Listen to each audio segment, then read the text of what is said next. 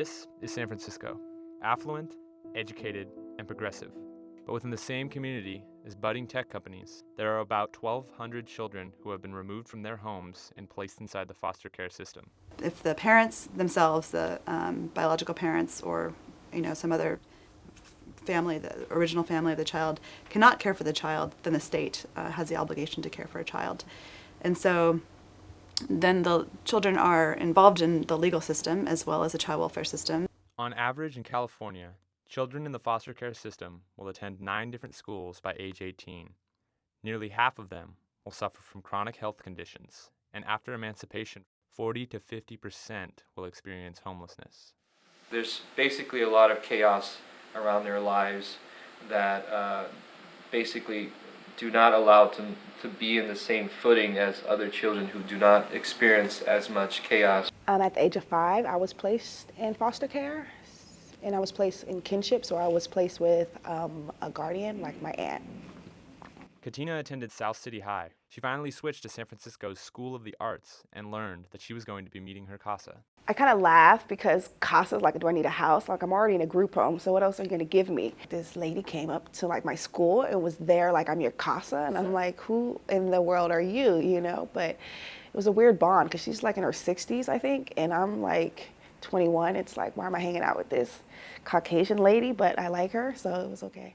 SF CASA is many things. Primarily, it stands for San Francisco Court-Appointed Special Advocate Program.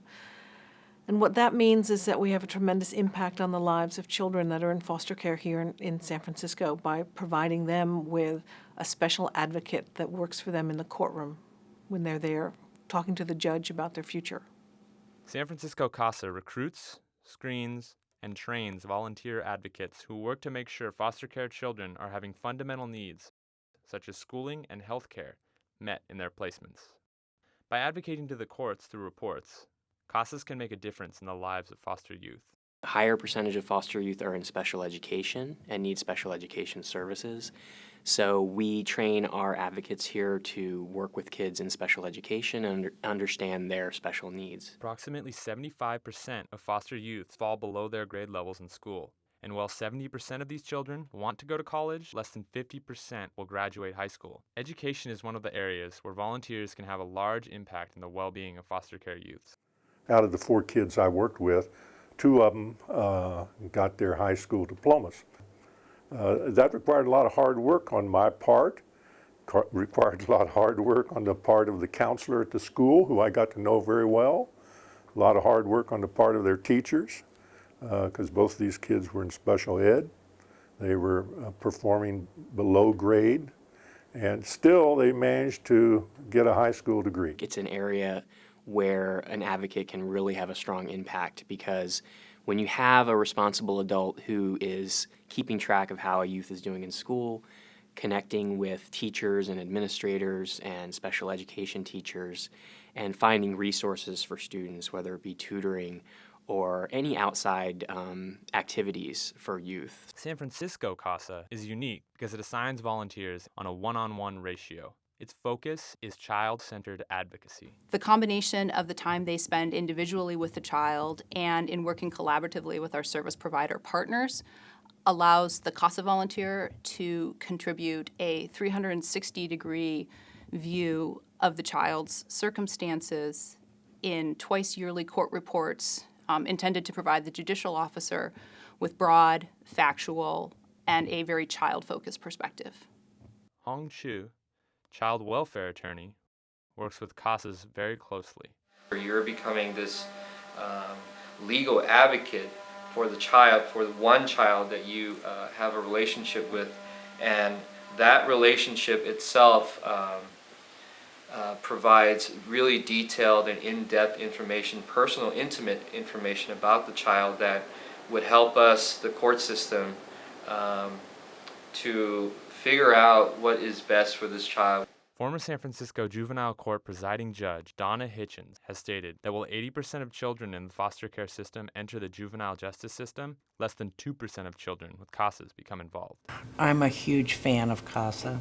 I think it makes an enormous difference in children's lives because the CASA that works with a child is focused on and devoted to that child.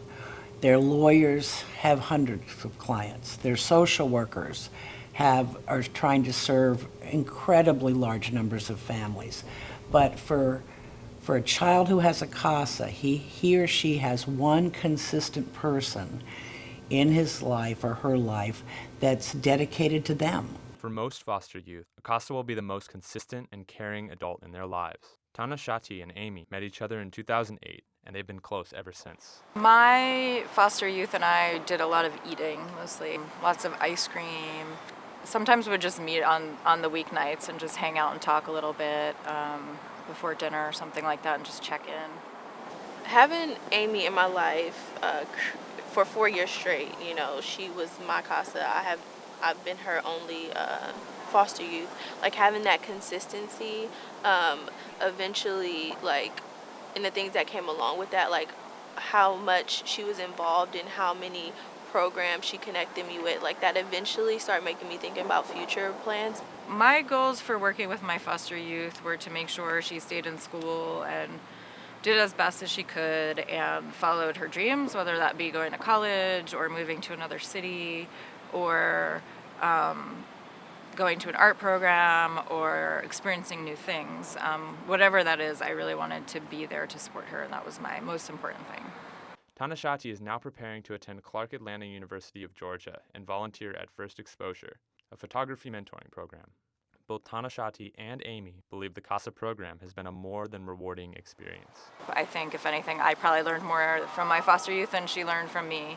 And just being able to give back to the community in a way that I felt was really meaningful, at least for one person. CASAs are, like, obviously still needed for when we're in care and just advocating, because I don't know, sometimes the courts don't listen to you, especially when you're younger, and it's just really needed.